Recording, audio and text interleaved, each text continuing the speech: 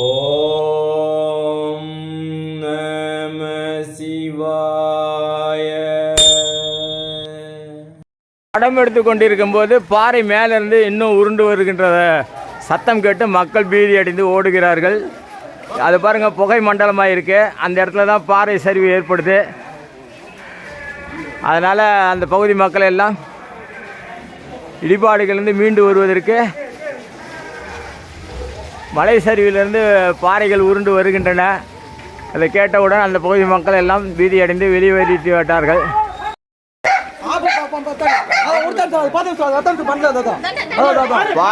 பாறை உருண்டு வருது, ஓடுங்க ஓடுங்க.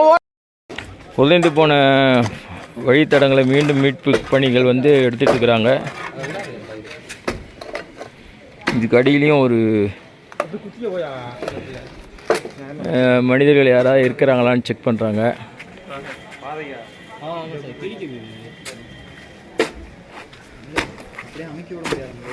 பேர் இறந்தவர்களுடைய உறவினர்கள் இங்கே வந்திருக்கிறாங்க. அந்த உறவினர்களை இப்போ நேர்காணல் காண்றோம். ஐயா வணக்கம், சொல்லுங்கள், உங்கள் பேர் என்னங்கய்யா? மணிகண்டன். அம்மா உங்கள் பேர்? ரம்யா. அம்மா பெரியம்மா உங்கள் பேர் என்னம்மா? காமாட்சி. இறந்தவங்களாம் உங்களுக்கு என்ன உறவு முறை? உங்களுக்கு சித்தப்பார் பொண்ணா? உங்களுக்கு உங்களுக்கு உங்கள் சின்ன மாமனார் பொண்ணு. இப்போ 7 பேரும் ஒரே குடும்பத்தை சேர்ந்தவங்களா? ஒரே குடும்பத்தை சேர்ந்தவங்களா இறந்துருக்குறாங்க. இப்போ அந்த இறப்பு செய்தி 5 பேர் ஒரு குடும்பம். சொல்லுங்கள். மீனாட்சி, ராஜ்குமார், ரம்யா. 4 பேர் ஆச்சு. 4 பேர். 2 பேர் மஞ்சு, சங்கீதா அவங்க பொண்ணு. அவங்களுடைய பொண்ணு. அவங்களே இறந்துட்டாங்க. எத்தனை பேரும் கன்ஃபார்மாக? 2 குடும்பம் இறந்து போன குடும்பம் 7 பேரில். அதில் உங்கள் குடும்பம் உறவினர் 5 பேர் இறந்துருக்குறாங்க. 5ல் ஒரு குழந்தை. ஓ சரி. எத்தனை வயசு குழந்தைங்களாம் இறந்துருக்கு? ஒரு 11 வயசு 12 வயசு குழந்தைங்களாம் கூட இறந்துருக்கு. இப்போ குழந்தைங்க இறந்து போன குழந்தைங்களும் உண்டு அதில் அடக்கம். சரிங்க. இதில் வயசு மூதாட்டியார்கள் யாராவது, வயசு மூத்தவங்க யாராவது இருக்காங்க? வயசானவங்க யாருமே இல்லை. இளம் வயசு குழந்தைங்க தான். எத்தனை மணிக்கு இந்த சம்பவம் நடந்ததுன்னு உங்களுக்கு தகவல் தெரிஞ்சுது? 4 மணிக்கு சாயந்தரம். நேற்று சாயந்தரம் 4 மணிக்கு. 4:30 மணி. 4 to 4:30 நடந்திருக்கு. உங்களுக்கு எப்போ தகவல் தெரிஞ்சு வந்தீங்க? எங்களுக்கு நைட்டு தகவல் வந்துடுச்சு. சரிஞ்ச உடனே சரிங்க இவங்க வீட்டு தகவல் சொல்லிட்டாங்க. ஸ்கூல்ல தங்கிக்கிறோம், சரி காலையில் வாங்க அப்படின்னு எங்களுக்கு நைட்டே தகவல் சொல்லிட்டாங்க. சரிங்க. நீங்கள் எந்த ஊருங்க ஐயா? நீங்கள் உங்களுக்கு சொந்த ஊர் எந்த ஊர்? தேனிமலை. தேனிமலையிலேருந்து பொண்ணு கொடுத்து பொண்ணு வாங்கியிருக்கீங்க. அந்த மாதிரி உறவு முறைகளில் இப்போ உடன்பிறப்பு பங்காளி அப்படி வகையில் வரீங்களா? சரி. அதான் பங்காளி வகை. பங்காளி வகைரா. ரைட்டுமா. இப்போ அவங்களுக்கு என்ன நஷ்டஈடு ஏதாவது கவர்மெண்ட்லேருந்து ஏதாவது எதிர்பார்ப்பாங்களா?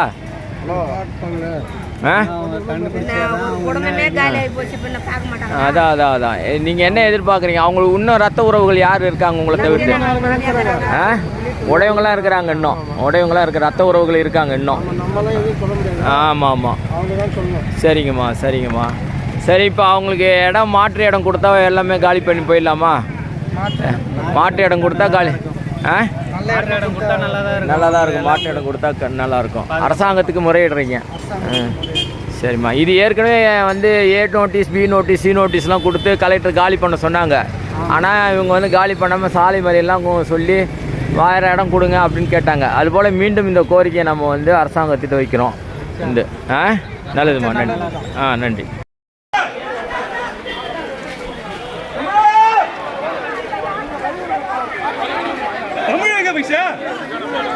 மாண்புமிகு அமைச்சர் ஏவாவேலு ஐயா அவர்கள் வந்திருக்கிறார்கள். அமைச்சர் மற்றும் எஸ்பி ஏவாவேலு.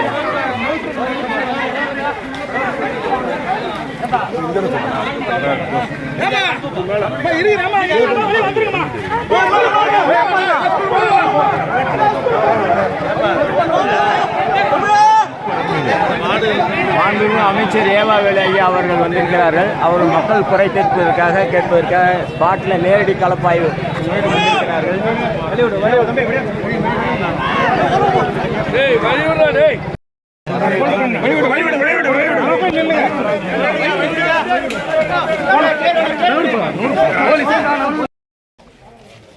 பாதிக்கப்பட்ட வீடுகளில் இதுவும் ஒன்றாக தெரிகிறது.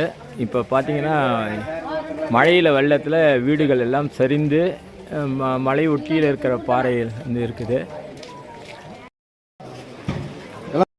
எல்லா வீட்டுக்கும் போயிட்டு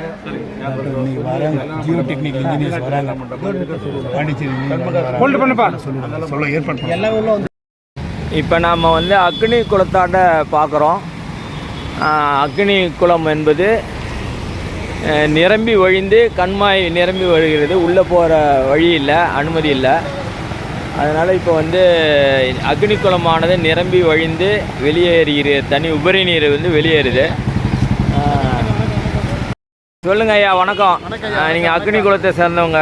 ஏற்கனவே இந்த குளத்தை மீட்பதற்காக நிறைய போராட்டங்கள்லாம் பண்ணியிருக்கீங்க.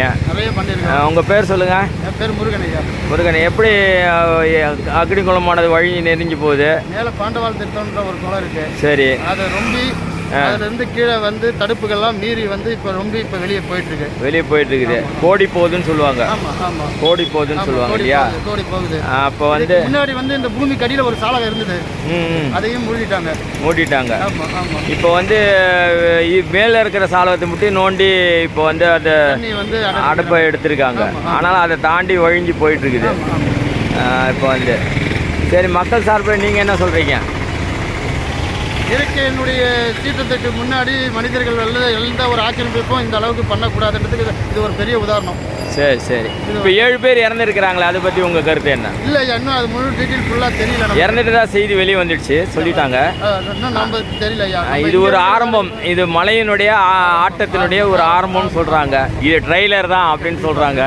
நீங்கள் என்ன சொல்கிறீங்க? இன்னும் நிறைய இருக்குமா? இதுக்கு மேலே இன்னும் வருங்காலத்தில் வந்து மழையோ, அதாவது இயற்கையினுடைய அடையாளத்தை நம்ம யார் ஒருத்தர் மறைக்க நினைக்கிறாங்களோ அதற்கு உண்டான விளைவுகள் அதிகமாக இருக்குன்றீங்க. அப்போ இன்னும் வந்து விளைவுகள் இருக்குன்றீங்க. கண்டிப்பாக இருக்கும். இது ஒரு ட்ரெய்லர் தான் அப்படின்னு பேசிக்கிறாங்க. ஆனால் மக்கள் இன்னும் பாதுகாக்கப்பட வேண்டியது இருக்குது. கிட்டத்தட்ட 40,000 வீடு இருக்குமா? எவ்வளோ சுற்றி? 50,000 வீடு இருக்குது. 50,000 வீட்டுக்கு மாற்று ஏற்பாடு கொடுக்கணும்னு மக்கள் கோரிக்கை சொல்கிறாங்க. உங்கள் வீடு இதில் இருக்கா? உங்கள் வீடு இதில் தான் இருக்குது. ஆமாம், இந்த பகுதியில் தான் ஆக்கிரமிப்பில் தான் இருக்குது.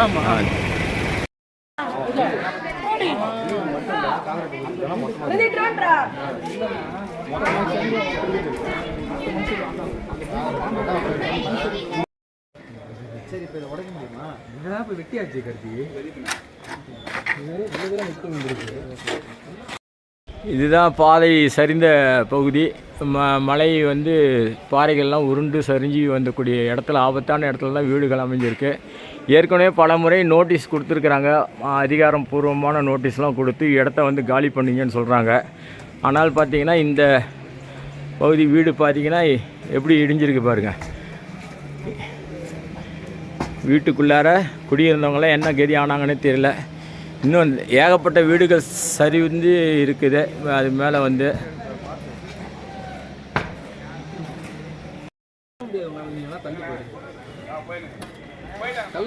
மறுபடியும்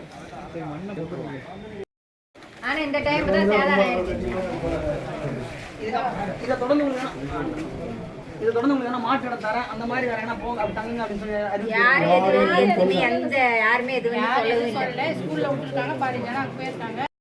இப்போ நாம் ராஜகோபுரம் சந்தி, அதாவது எதிர் சந்தில் இருக்கிறோம். சன்னதி தெருன்னு சொல்லுவாங்க. ராஜகோபுரத்தை ஒட்டி இருக்கிற நேர் எதிர் தெரு சன்னதி தெரு. அங்கே பார்த்தீங்கன்னா மரங்கள் வந்து மிக பெரிய பெரிய மரங்கள் எல்லாம் வேரோடு சாய்ந்த நிலையில் அப்படியே காட்சி கிடைக்கிறது. இதாவது வந்து பழைய முனிசிபாலிட்டி நகராட்சி அலுவலகம் எதிர்க்க தான் இந்த காட்சிகள் இருக்கிறது. பார்த்திங்கன்னா எவ்வளோ பெரிய பெரிய மரங்களெல்லாம் வேரோடு முறிந்து விழுந்துள்ளது. இந்த காட்சியை பார்க்குறோம். திருவண்ணாமலை நகராட்சி எதிர்க்க சக்கரத்தானேஸ்வரர் குளம், அந்த குளத்தை சுற்றி இருந்த மரங்கள் எல்லாம், சக்கரத்தானேஸ்வரர் குளத்தை சுற்றி இருந்த மரங்கள் எல்லாம் இன்றைக்கு முறிந்து விழுந்த நிலையை தான் இந்த காட்சியை பார்த்து கொண்டிருக்கிறோம். மிகப்பெரிய ஒரு பாதிப்பு என்று சொல்ல வேண்டும். இன்னும் நிறைய இருக்குது. புரட்சி நேயர்களுக்கு வணக்கம். இப்போ நாம் பேருந்து நிலையம், அதாவது பஸ் ஸ்டாண்டு அருகாமையில் திருவண்ணாமலை பக்கத்தில் இருக்கிறோம். இங்கே பார்த்திங்கன்னா மரங்கள் எல்லாம் சாய்ந்த நிலையில் அப்படியே எல்லாம் இப்போ இவ்வளோ மரங்கள் வந்து சாயப்பட்டு வெட்டப்பட்டு எல்லாம் இருந்தது. சாலை நெடுக்க விழுந்து கிடந்த மரங்களை வெட்டி சீரமைத்திருக்கிறார்கள். பாதையை வந்து சாலையை வந்து டிராஃபிக் ஒரே ப்ராப்ளம். அந்த பிரச்சனையிலேருந்து சால்வ் பண்ணுறதுக்கு பெரிய பெரிய மரங்கள் எல்லாம் வேரோடு சாய்ந்த மரங்களை எல்லாம் வெட்டி சாலையை சீர்படுத்தி இருக்கிறார்கள். அதன் பிறகுதான் இந்த பகுதியில் வந்து படமே எடுக்க முடிஞ்சுது. அந்தளவுக்கு பெரிய மரங்கள் எல்லாம் இப்பொழுது சாலையில் சாய்ந்தபடி இருந்ததை சீர் செய்து வெட்டி அறுத்து அதை ஓரத்திலே போட்டிருக்கிறதை நாம் காண முடிகிறது. இது பஸ் ஸ்டாண்டு பக்கத்தில் இருக்கிற சிக்னல். இந்த சிக்னல் பகுதி அந்த அவலூர்பேட்டை ரோடு போகுது பாருங்கள், அந்த இடம் சொல்லுவாங்க. இது வேலூர் அவலூர்பேட்டை 2 சாலைகளும் சந்திக்கின்ற பிரதான சாலை. இந்த இடத்துல தான் இப்படி ஒரு நிகழ்வு நடந்திருக்குது. இது கள்ளக்கடை மூலை என்று சொல்லக்கூடிய பகுதி. மகாரதம் தேர் வரக்கூடிய சாலை, இது பிரதான சாலை. இந்த மூலையில் எப்பயுமே ஒரு பிரச்சனை இருக்கும். ஏன்னா இது முடக்க திரும்புறது ரொம்ப கஷ்டம். இந்த கள்ளக்கடை மூலை திரும்பிடுச்சுன்னா அப்புறம் அந்த தேர் வந்து எங்கேயும் நிற்காமல் போகணும்னு ஒரு வழக்கு சொல்லியிருக்குது. அதனால் அந்த இடத்துல வந்து பார்த்திங்கன்னா அந்த பிரதான சாலை மகாரதம் வெள்ளோட்டம் நடந்த சாலையில் பார்த்திங்கன்னா தேர் குண்டும் குழியுமாக இருக்குது. வாகனங்களே இருசக்கர வாகனங்களே வந்து சிரமத்தில் தான் போகிறாங்க. அந்த பகுதியில் வரக்கூடியவர்கள் அந்த குண்டு குழியில் இறங்கி ஏறி தான் போகிறாங்க. இப்பேற்பட்ட சாலையில் தான் 7வது நாள் திருவிழா, தீப திருவிழா, 7வது நாள் திருவிழா அன்னைக்கு மகாரதமானது ஒரு பாருங்கள், ஆட்டோவே எப்படி போகுது பாருங்கள். அதனால் இந்த இடம் மிக நெருக்கடியான ஒரு நிலையில் இருக்குது. இந்த இடத்த சீர் பண்ணுவாங்க எதிர்காலத்தில் நினைக்கிறேன்.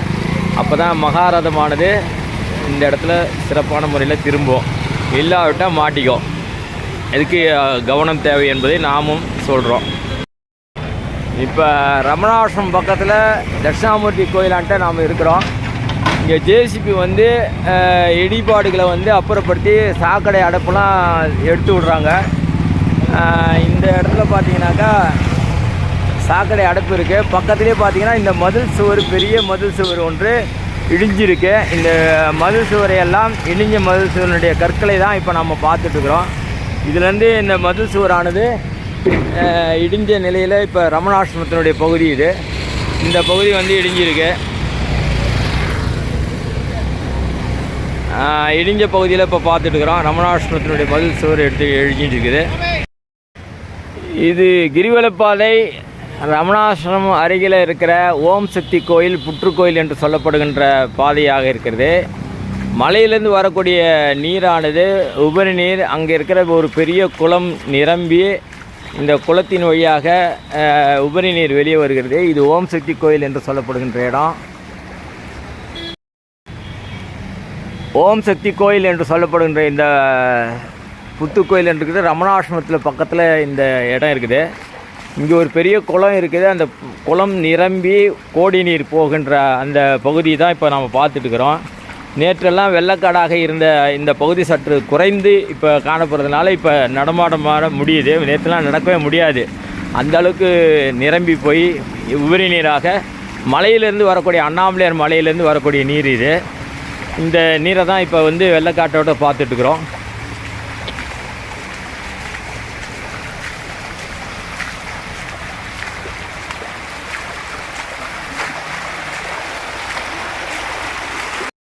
இந்த பகுதி குளம் பகுதி. இது மிகப்பெரிய குளம். இந்த குளமானது வழிந்து கோடி நீர் போகிறது. ரமணாசிரமோட பின்பகுதி இது. காடு இது. பிறகு ஃபாரஸ்ட் டிபார்ட்மெண்ட் என்று சொல்லக்கூடிய ஏரியாவுக்கு உட்பட்ட குளம். இதில் பார்த்திங்கன்னா குளமே இருக்கிற ஆழமே தெரியல. அதளவுக்கு தரையோட தரையாக மேலே ரொம்பி இந்த பகுதியில் ஃபுல்லாக ஆக்கிரமிப்பு ஆகிருக்குது. தண்ணி நிறைஞ்சிருக்குது. மலையிலேருந்து வரக்கூடிய தண்ணி இந்த இடத்துல வந்து விழுந்து வெளியே போகக்கூடிய அளவுக்கு இப்போ நிரம்பி இருக்குது குளம். பயங்கரமான ஆழமான குளம். இதில் சாதுக்கள் மற்றவர்கள்லாம் குளிப்பாங்க. அதற்கான வசதியே இல்லாத அளவுக்கு இப்போ ஆயிடுச்சு. அந்த அளவுக்கு நிறைந்து ஒழுகின்ற பகுதியை தான் நம்ம பார்த்துட்டுருக்குறோம்.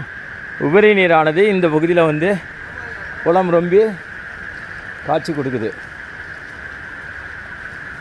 கொஞ்சம் உள்ள அடி எடுத்து வச்சோம்னா எங்கே போகணுன்னே தெரியாது. அந்த அளவுக்கு பெரிய ஆழமான குளம். அதனால் மேல் கரையிலேருந்து எடுக்கிறோம். குளத்தினுடைய மேல் கரையிலேருந்து அவ்வளோ பெரிய குளம் இது.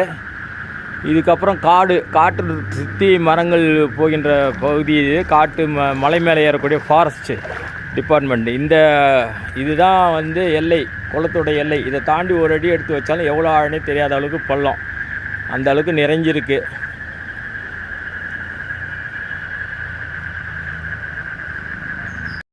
இப்போ மலையிலேருந்து வரக்கூடிய உபரி நீர் வந்து பெரும்பான்மையாக வழிந்து வந்து இப்போ ரமணாஷனுடைய உட்பகுதியில் போகுது. இது அப்படியே வந்து பார்த்திங்கன்னா மலையிலேருந்து வரக்கூடிய ஆறு போல் இருக்கிற இடம். இந்த இடத்துல வந்து ஒரு காலத்தில் சுற்றுலாத்தலம் மாதிரி இருந்த மக்கள் வந்து குளிப்பாங்க. இந்த பகுதியில் வந்து சிறப்பான ஒரு இடம். இது அமைதியான இடமும் கூட, அதே நேரத்தில் கொஞ்சம் ரிஸ்கான இடமும் சொல்லுவாங்க. இந்த இடத்துல பெரும்பாலும் வரமாட்டாங்க, சாதுக்கள் மட்டும்தான் வருவாங்க. அந்த பகுதியில் மழை நீரானது அதிகமாக வெள்ளம் போல் ஓடுகிற காட்சியை தான் நம்ம இப்போ பார்த்துட்ருக்குறோம். இது வந்து காட்டிலேருந்து வரக்கூடிய மழை நீர் மலை மேலே உச்சிலேருந்து வெள்ளப்பெருக்கு எடுத்து உபரி நீராக வந்து கொண்டிருக்கிறது.